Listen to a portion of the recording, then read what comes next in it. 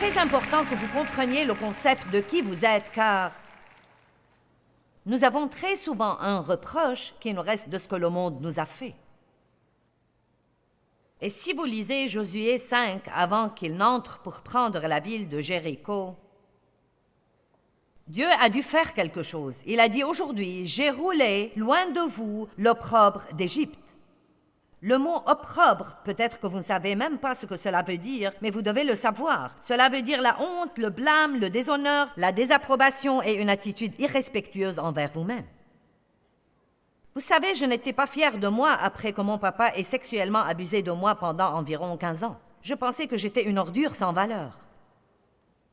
Et croyez-moi, au moment où Dave Meyer est tombé amoureux de moi surnaturellement comme un acte de Dieu,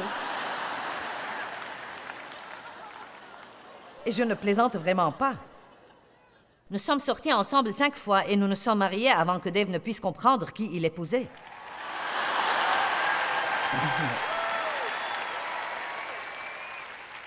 J'étais un malheureux gâchis. Eh bien, Dave est un bon type chrétien, rempli de l'esprit, qui aime Dieu, qui a un bon caractère pieux, et donc, évidemment, vous savez, nous allions à l'église tous les dimanches.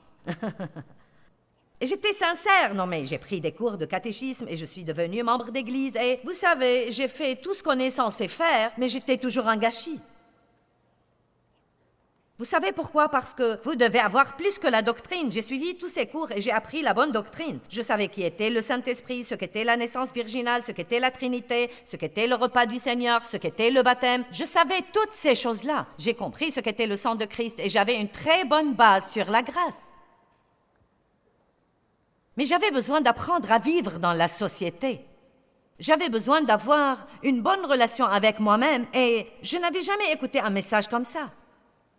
Je n'avais jamais écouté un message qui me dise qui j'étais vraiment en Christ et que je ne devais pas vivre sous les absurdités de la honte et du reproche du monde. Amen.